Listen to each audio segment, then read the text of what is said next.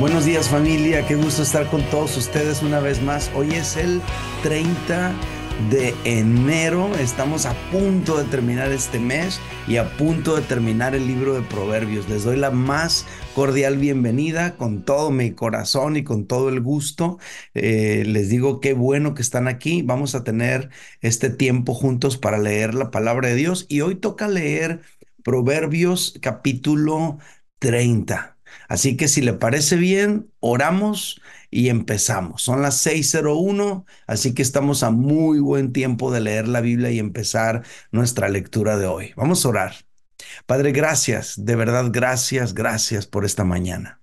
Estamos contentos, tenemos esta bendición, esta oportunidad de poder acercarnos a tu palabra y comentarla juntos.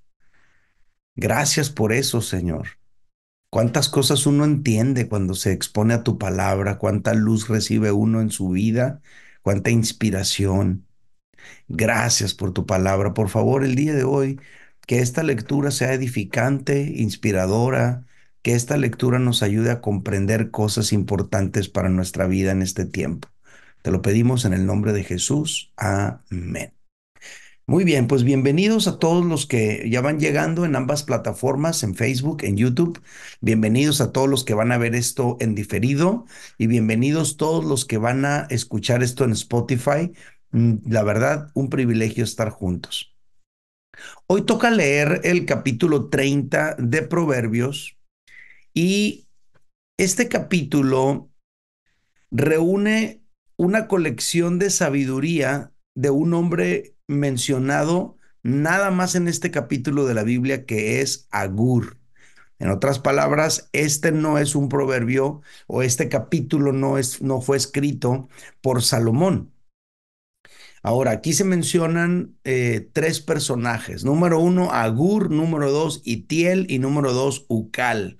No se sabe mucho de ellos, ¿no? Ni de Itiel ni de Ical, pero al parecer Itiel y Ucal, perdón, son estudiantes quizá de este hombre sabio llamado Agur. Lo que sí sabemos es que Salomón no es el único sabio de su tiempo. No es el único hombre sabio, ni antes de él, ni después de él, ni en su tiempo. Es decir, hubo hombres sabios antes, durante y después del tiempo de Salomón. Fíjate lo que dice, por ejemplo, Primera de Reyes 4, 30 al 31. Dice, hablando de Salomón, era mayor la sabiduría de Salomón que la de todos los orientales. O sea, en Oriente había otros hombres sabios, pero la sabiduría de Salomón sobrepasaba las de ellos. Dice, y que toda la sabiduría de los egipcios. En Egipto también había hombres muy sabios. Y luego verso 31, como que tienen un ranking aquí de hombres sabios. Aún fue más sabio que todos los hombres, más que Etán, Esraíta, y que Emán, Calcol y Dardá, hijos de Mahol, y fue conocido entre todas las naciones de alrededor. O sea, estamos hablando de que en el tiempo de Salomón había muchos hombres sabios. Ha de haber habido muchos filósofos, personas que pues compartían sus conocimientos, sus razonamientos, sus teorías con los demás, pero la sabiduría de Salomón sobrepasaba la de todos ellos. Otro dato, ustedes recordarán que leímos hace algunos capítulos atrás, me parece que era el 25, en el que Ezequías mandó que volvieran a escribirle, que copiaran los proverbios de Salomón. Al parecer en esa ocasión, cuando Ezequías mandó que sus hombres copiaran los proverbios de Salomón, se incluyó como un material adicional. Esto es importante, ese dato.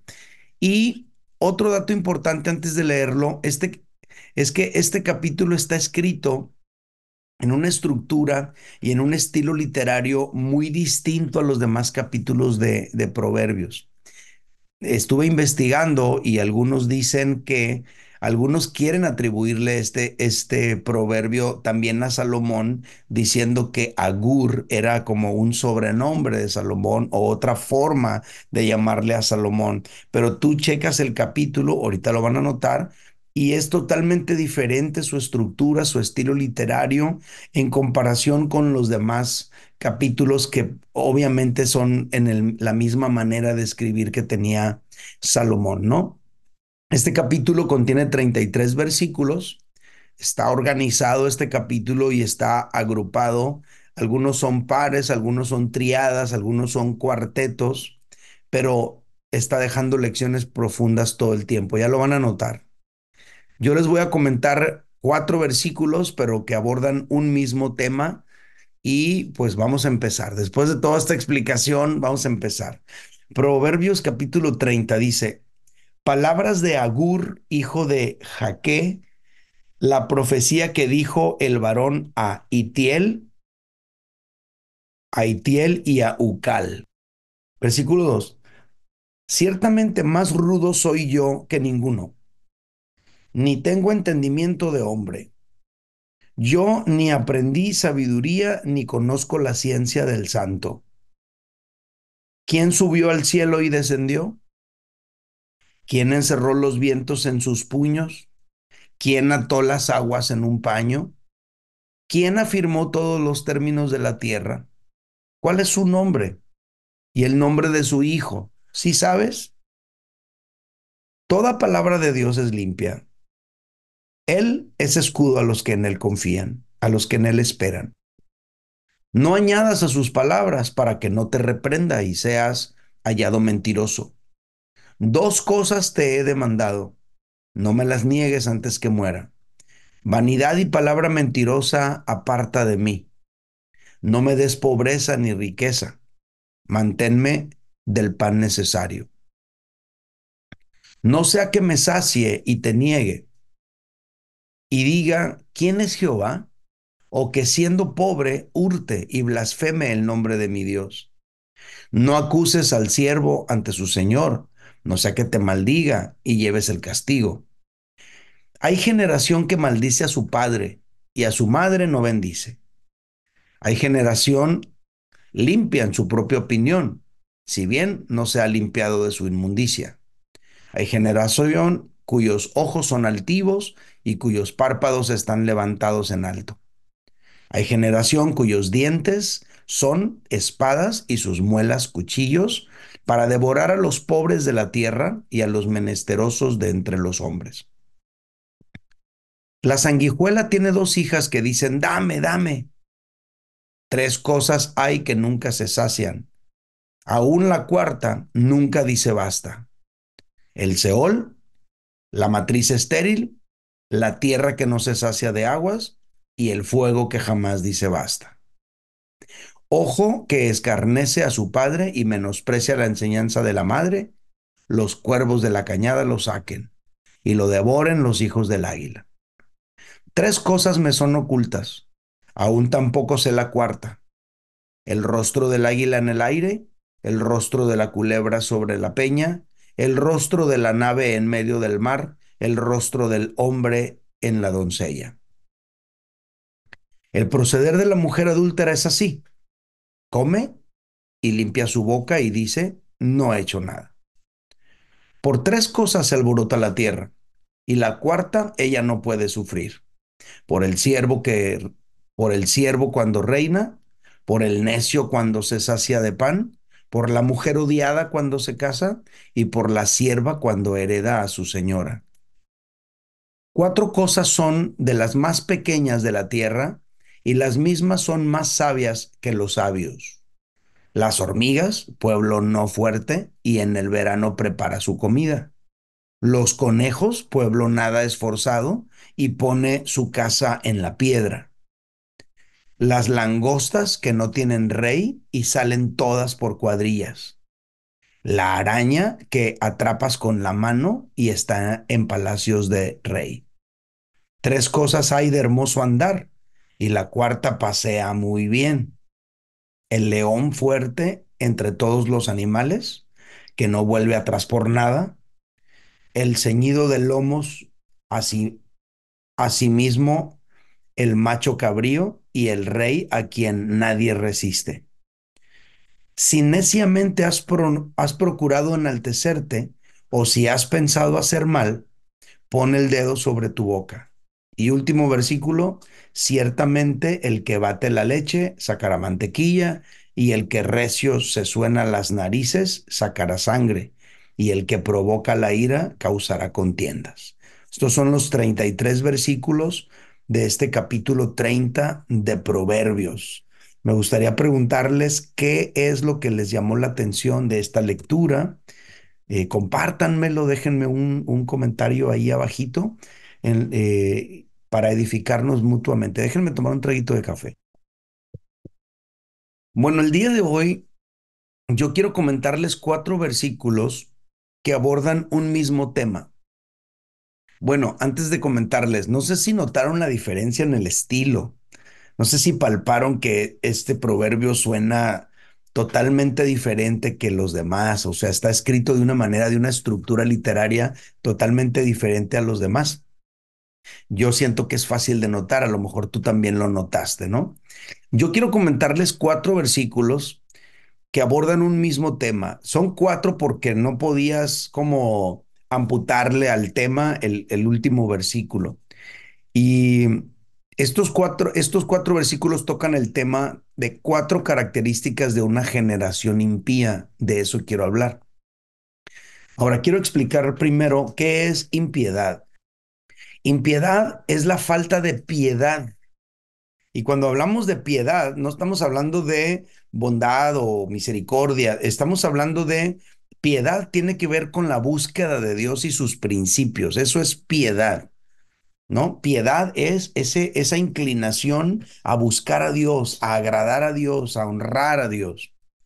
Ahora, una persona impía es una persona que no tiene piedad, es una persona que no busca a Dios, y esa persona impía manifestaría los rasgos contrarios a las personas que buscan a Dios y quieren agradarle, ¿no? Bueno. ¿Cómo es una generación impía según lo que describe Agur en este capítulo? Hay 4 versículos. Lo primero que dice es, hay generación que maldice a su padre y a su madre no bendice. Primer característica. Yo le puse, no hay sentido de honra. Hay generación que maldice a su padre y a su madre no bendice. Familia, este versículo evoca la violación al quinto mandamiento, ¿se acuerdan? Honra a tu padre y a tu madre. Ese es el quinto mandamiento. Ya les expliqué en una ocasión, pero creo que vale la pena traerlo una vez más a colación. Los 10 mandamientos están agrupados en 2 grandes secciones. La primera sección, que abarca los primeros 5 mandamientos, aborda todo lo referente a nuestra relación con Dios. Y el último mandamiento de esos primeros 5 es honra a tu padre y a tu madre. Los otros 5 mandamientos de los 10 abordan lo referente a nuestra relación con nuestros semejantes.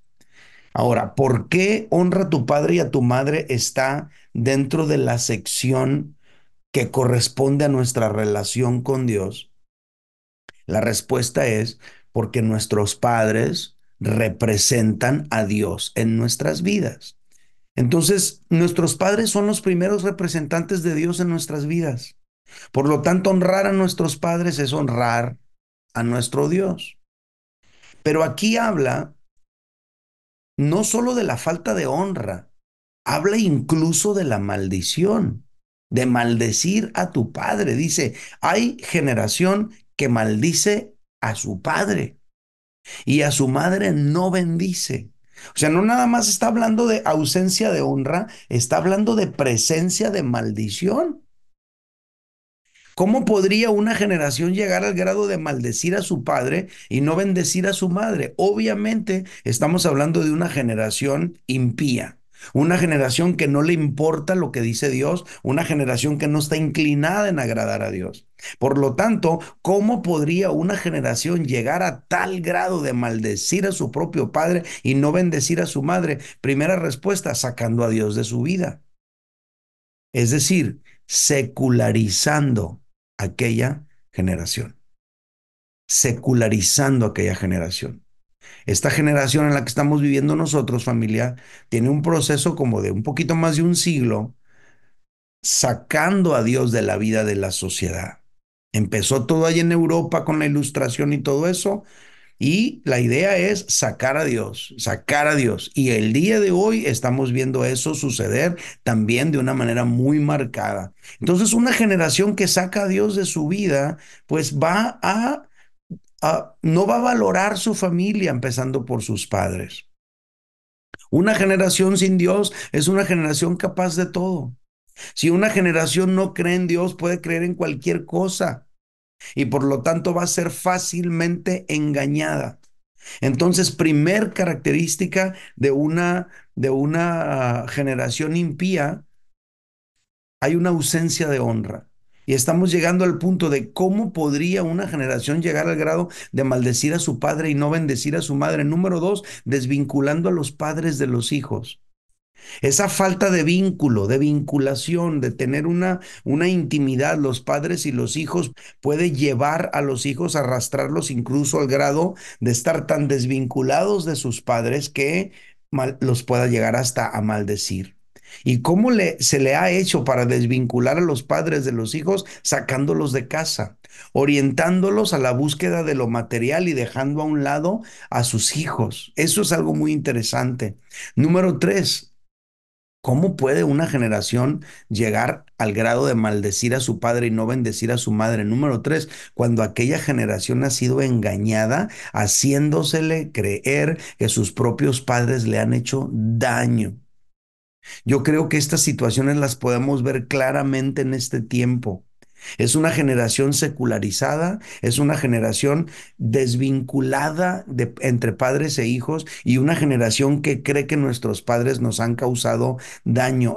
Es una generación con rencor hacia sus padres y eso es lo que estamos viendo en este tiempo. Entonces, primer característica de una generación impía, no hay sentido de la honra. Número dos, segunda característica de una generación impía, no hay sensatez. Verso 12, hay generación limpia en su propia opinión, si bien no se ha limpiado de su inmundicia.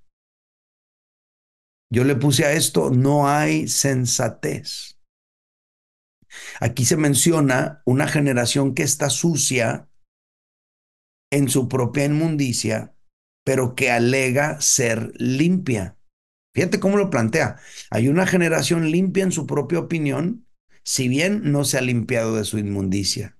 Está sucia en su inmundicia, pero alega estar limpia. Es decir, es una generación insensata que se cree sabia en su propia opinión, que no acepta otras razones, que está sucia en su impiedad, pero alega su limpieza. Qué impresionante. Hoy en día, a mí me llama mucho la atención que todo pensamiento diferente se le llama negacionista, conspiradora, desinformación, fake news. Si tú discrepas de la falsa teoría del cambio climático, negacionista, ¿no? Religioso. Y empiezan a atacarte. ¿Por qué? ¿Por qué pasa esto? Porque se quiere establecer un discurso único. Se quiere establecer una sola narrativa, se quiere establecer una sola versión de las cosas. Y eso es, o más bien dicho, eso lleva a la insensatez. Un rasgo de estos tiempos es la insensatez. Y este es un asunto espiritual. Esto es un asunto que tiene mucho tiempo, ya no es algo nuevo. Ya ha sucedido antes, pero se está repitiendo. Fíjate lo que escribió el apóstol Pablo en Romanos capítulo 1, 21 y 22. Checa el dato. Pues habiendo conocido a Dios, no le glorificaron como a Dios, ni le dieron gracias, sino que se envanecieron en sus razonamientos, y su necio corazón fue entenebrecido. Profesando ser sabios, se hicieron necios. ¿Qué es eso? Eso es insensatez. Hay generación limpia en su propia opinión. O sea, nada más en su imaginación colectiva están limpios. Pero aquí dice, no se han limpiado de su inmundicia. Nada más creen que están bien, pero no lo están. Se han creído sus propias mentiras. Familia, yo percibo que esta generación en la que nos ha tocado vivir está cayendo en insensatez porque están programando a nuestros hijos desde pequeños que todo aquello que difiera del discurso oficial, de las escuelas o de las noticias o de los medios de comunicación es falso. Y eso lo que está generando es que está inhibiendo en nuestros hijos la capacidad de reflexión, la capacidad de análisis y la capacidad de pensamiento. Es como programar mentalmente a los chicos, a los niños desde chiquitos para pensar de una determinada manera y todo lo que es diferente, ellos inmediatamente lo catalogan de falso, de retrógrada, de discurso de odio, etcétera, etcétera. Tú dices algo y luego te tachan de racista. Inmediatamente están programando a los chicos a pensar así.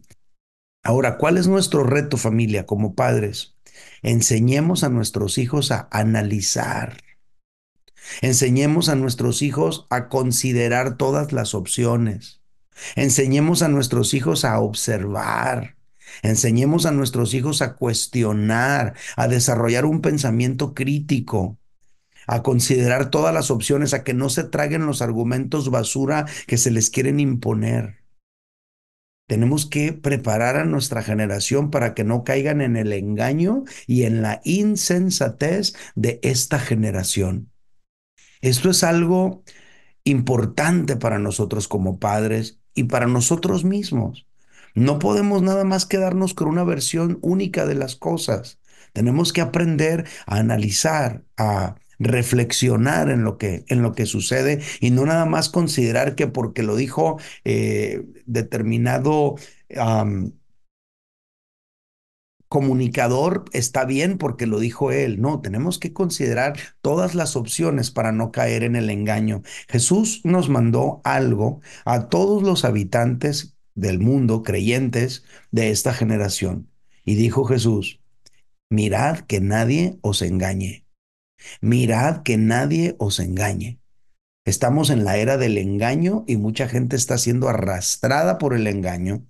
Hay una generación insensata que se cree su propia mentira, que es limpia en su propia opinión, pero no se ha limpiado de su inmundicia, que cree que su manera pecaminosa de vivir está bien, que todo lo quiere justificar desde la óptica de que tiene derecho a ser feliz, de que amor es amor, etcétera, etcétera, y están viviendo de una manera totalmente contraria a los principios de Dios. Es una generación limpia en su propia opinión, pero no se han limpiado de su inmundicia. Verso 12. Número 3. Versículo 13 dice, hay generación cuyos ojos son altivos y cuyos párpados están levantados en alto. O sea, te da a pensar de una generación que se cree, una generación vanidosa, una generación altiva. Yo le puse vanidosa y altiva. Este versículo nos hace pensar en la vanidad de estos tiempos, donde las personas, por ejemplo, con tal de verse bien, de acuerdo a los estándares de belleza actuales, las personas están dispuestas a hacer cualquier cosa para poder verse de acuerdo a los estándares de belleza actuales. Vivimos en un mundo superficial y falso. Vivimos en la era de las redes sociales donde todo mundo sube su mejor foto con todos los filtros que pueda y ya después te los encuentras en la vida real y ya no estás seguro si es la misma persona, porque todo es fake, todo es falso, todo es aparente. Entonces, en estos días, en este tiempo, hay una altivez y hay una vanidad que está dirigiendo la conducta de las personas. Se está haciendo cualquier cosa con tal de verse de acuerdo a los estándares actuales de belleza. Hay personas que están dispuestas a dejar de comer, hay personas que están dispuestas a devolver lo que comen, hay personas que arriesgan sus vidas, hay personas que se propinan dolor con cirugías que no necesitan, todo con tal de alinearse a los estándares de belleza de estos tiempos. Familia, eso tiene que ver con vanidad y con altivez. Hay un sentido de vanidad, hay un sentido de altivez que orienta a las personas a hacer todo aquello.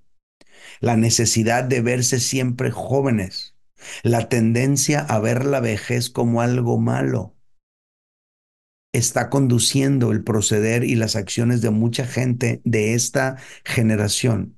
Hay mucha gente el día de hoy que se ven artificiales, se ven falsos, no se ven naturales, no se ven reales debido a todo lo que se han hecho y todo arrastrados por el sentido de vanidad y altivez de este mundo. Tenemos nosotros que tener cuidado con eso, porque si tú no tienes cuidado con eso puedes caer en depresión porque no te vas a ver como los demás se ven. Puedes caer en ansiedad, puedes caer en aislamiento por sentirte que tú no llenas los estándares de belleza de este tiempo y ese es un grave error. Tenemos que enseñar a nuestros hijos desde pequeños a amarse como Dios los ha hecho, a aceptarse como Dios los ha hecho. Tenemos que enseñarles a no maldecirse a sí mismos, a decirse, ay, qué fue estoy, yo estoy re horrible, nadie me va a querer. Tenemos que enseñar a nuestros hijos a no hablar así de sí mismos.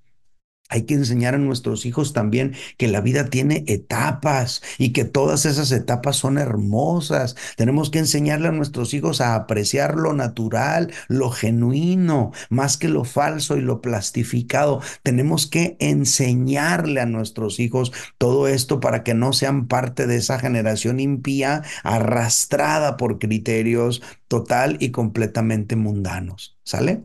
Y número cuatro y último, el último versículo es el 14. Hay una generación, dice, cuyos dientes son espadas y sus muelas cuchillos, y luego dice, para devorar a los pobres de la tierra y a los menesterosos de entre los hombres. Yo le puse a este versículo sin justicia social.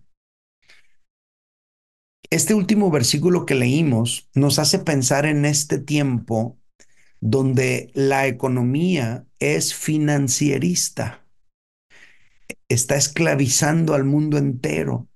Todo se trata del financierismo, todo se trata de los créditos, todo se trata del manejo financiero de tu dinero, ¿no? Entonces, con ese engaño de las facilidades de pago, mucha gente está convirtiéndose en dueño de los demás y mucha gente está perdiendo su propia libertad, está perdiendo su propia autonomía, está perdiendo su familia y está perdiendo todo lo que tienen porque hay quienes están dominando a los demás. Alguien puso aquí que es capitalismo y yo difiero un poquito de lo que es capitalismo porque capitalismo tiene que ver con libre competencia entre personas que pueden ofrecer un servicio o un producto. Los dos están compitiendo, pero esta perspectiva financierista impide la competencia. Las empresas grandototototas no dejan que las más chiquitas puedan competir con ellas. Eso ya no es capitalismo, eso es otra cosa rara, nueva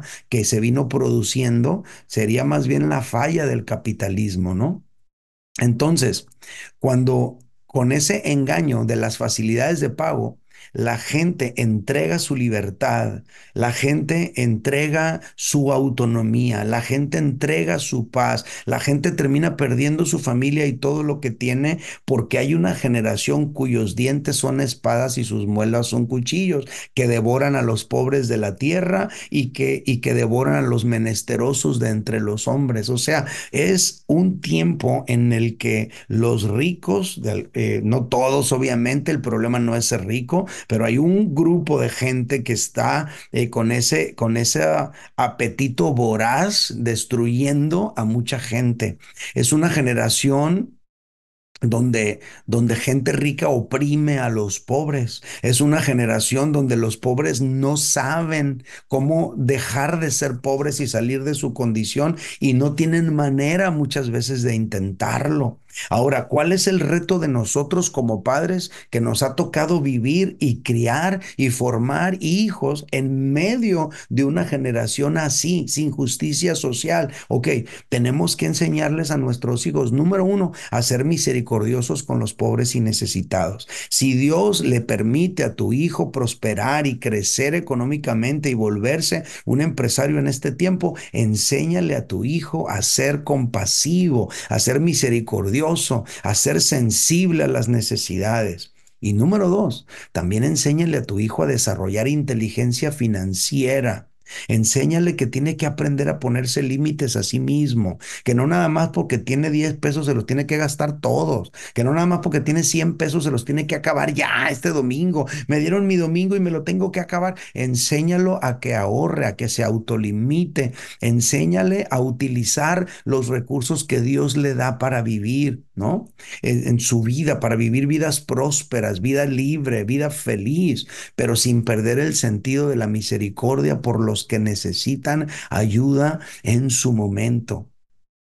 Vivimos, familia, en medio de una generación impía. Yo así lo puedo entender en base a lo que interpreto en estos 4 versículos y en base a lo que observo a mi alrededor. Digo, wow, esto que está aquí es exactamente lo que estamos viviendo nosotros.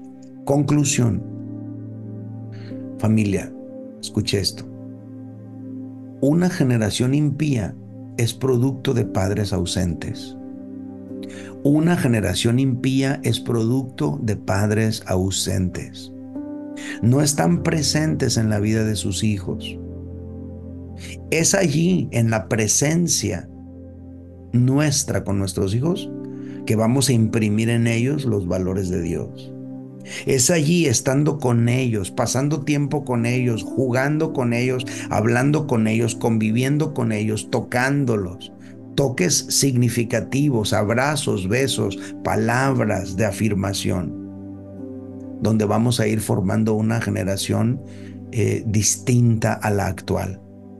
Una generación impía es producto de padres ausentes. ¿Y por qué no están los padres con sus hijos? Porque están orientados al materialismo y al consumismo. Porque están orientados a satisfacerse a sí mismos antes que ejercer su función como padres que instruyen. Pero tú y yo podemos hacer nuestra parte edificando una generación que teme a Dios. Tú y yo podemos hacer nuestra parte edificando una generación que teme a Dios. ¿Y eso cómo se hace? Pasando tiempo con nuestros hijos, vertiendo en ellos los principios de la palabra de Dios que tú y yo estamos adquiriendo, acercándonos diariamente a la palabra de Dios como lo estamos haciendo. Déjenme orar por ustedes porque hoy fue más largo de lo normal. ¿Sale? Padre, gracias por tu palabra. Tu palabra es fuerte, sobre todo cuando nos vemos reflejados en ella como generación. Estas 4 características que están en estos versículos describen a la perfección la generación en la que estamos viviendo. Una generación que maldice a su padre y a su madre no bendice. Una generación limpia en su propia opinión, aunque no se ha limpiado de su inmundicia. Una generación con ojos altivos. Una generación que devora a los pobres de la tierra. Señor, nos tocó vivir en este tiempo y tú no te equivocaste al ponernos a vivir aquí. Porque tú quieres que nosotros, tus hijos, en medio de esta generación obscura, adúltera, perversa, tus hijos puedan brillar como luminares del mundo. Señor, ayúdanos a ser sal de la tierra y luz del mundo en este tiempo. Ayúdanos a navegar en las aguas turbulentas que genera una generación impía. Ayúdanos a ser luminares de este mundo. Ayúdanos a formar a nuestros hijos como una generación distinta a la actual. Una generación que abraza los valores de Dios y de su reino. Por favor, Señor, en el nombre de Jesús. Y Señor, quiero terminar este tiempo de lectura bendiciendo a cada uno de mis hermanos aquí reunidos. Los bendigo en el nombre de Jesús, con la autoridad que tú me has dado, Señor, con la unción que has puesto sobre mí. Te doy gracias por cada uno de ellos que cada mañana están aquí leyendo conmigo tu palabra. Señor, te suplico que el día de hoy los guardes de todo accidente, de todo peligro, que los lleves y los traigas de regreso a casa con bien a los que van manejando a sus trabajos. Te pido que los protejas de todo acto violento y que tu gracia y tu favor los rodeen donde quiera que estén. Gracias, Señor, por el privilegio de estar juntos cada mañana, en el nombre de Jesús. Amén. No se vayan a ir sin dejarme un like, sin compartir esta lectura con los demás. Gracias a todos por estar aquí. Que Dios les bendiga. Los dejo por ahora. Bye bye.